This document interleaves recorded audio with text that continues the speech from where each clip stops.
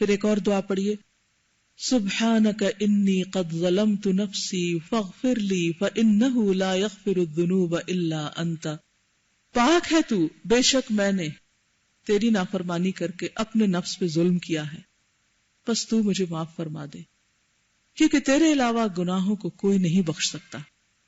یہ دعا بھی بہت زبردست ہے۔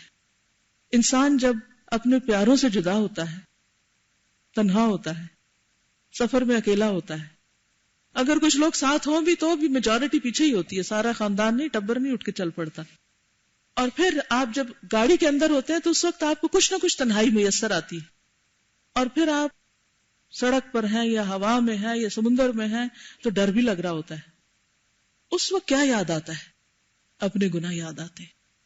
اور یہ ایک حقیقت ہے کہ انسان کو تنہائی میں جس طرح اپنے آپ کو پرکھنے کا موقع ملتا ہے اس طرح سب کے بیچ میں نہیں ملتا۔ سفر آپ کو الگ ہونے، جدا ہونے، تنہا ہونے کا موقع دیتا ہے، اور خود اپنی ذات کے بارے میں اپنا محاسبہ کرنے اور سوچنے سمجھنے کا موقع دیتا ہے۔ اس لیے اس وقت انسان ایک طرف اللہ کی تعریف کرے اور دوسری طرف اپنی غلطیوں کا اعتراف۔ اللہ تو پاک ہے، ساری غلطیاں میرے اندر ہیں، میں نے اب تک جو بھی نافرمانیاں کی وہ دراصل میں نے اپنے اوپر ہی ظلم کیا، بس تو مجھے معاف کر دے۔ ویسے بھی سفر میں دعائیں قبول ہوتی، تو اس وقت انسان کو کس دعا کی ضرورت ہوتی ہے؟ غلطیوں کی معافی۔ کوئی پتہ نہیں یہ سفر آخری سفر ہو تو اللہ تعالیٰ سے بندہ معافی مانگ لے۔ سفر سے پہلے بندوں سے بھی معافی تلافی کی جاتی ہے نا، تو سفر کے دوران اللہ سے معافی مانگی جاتی ہے۔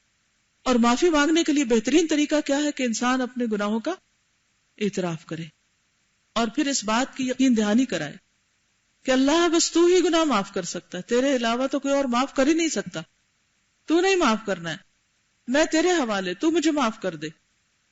اور اچھی بات ہے نا، اب آپ دیکھیں بازو کا جیسے کسی کی ایکسیڈنٹ میں ڈیتھ ہو گئی، لیکن اگر وہ دل سے یہ دعا پڑھ کے سفر کر رہا تھا تو اس وقت کیا ہوگا؟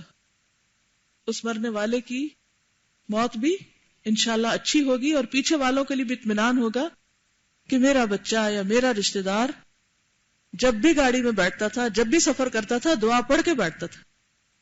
لیکن اگر ہم یہ نہیں پڑھتے اور خدا نہ خواستہ کچھ ہو جاتا ہے تو کتنا بڑا لاس ہے۔ تو اس لیے بہت ضروری ہے کہ ہم ان دعاؤں کو یاد کر لیں اور روزانہ پڑھنا شروع کریں، اور خصوصاً لمبے سفر پر اور حج کے سفر پر۔ اب دہرائیے، سبحانک انی قد ظلمت نفسی فاغفر لی فإنہ لا یغفر الذنوب الا انت۔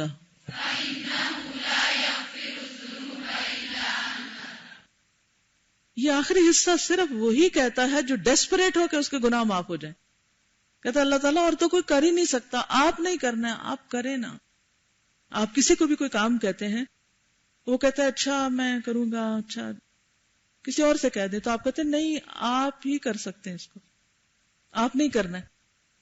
تو صرف یہ کہنا کہ آپ کر دیں اور یہ کہنا کہ آپ ہی کر سکتے ہیں اور آپ نہیں کرنا ہے، ان دو میں فرق ہے نا۔ جب آپ کسی کو اتنی تاکید کے ساتھ کہتے ہیں کہ آپ کر سکتے ہیں، آپ کریں، اور پھر اس پر مزید یہ کہ آپ کے سوا کوئی کر ہی نہیں سکتا، تو پھر اس میں شدت آ جاتی ہے، اس دعا کے اندر ایک خاص قسم کی طاقت آ جاتی ہے۔ فَإِنَّهُ لَا يَغْفِرُ الذُّنُوبَ إِلَّا أَنْتَ۔ اور یہ حقیقت ہے، لوگ کتنی مشکل معاف کرتے ہیں جو ان کے حق میں قصور ہوتے ہیں، اور لوگ معاف کرتے تب بھی اصل معافی اللہ کی ہے۔ تو اس لیے سفر میں اس دعا کو پڑھنا نہ بھولیں، سبحانک انی قد ظلمت نفسی فاغفر لی فإنہ لا یغفر الذنوب الا انت۔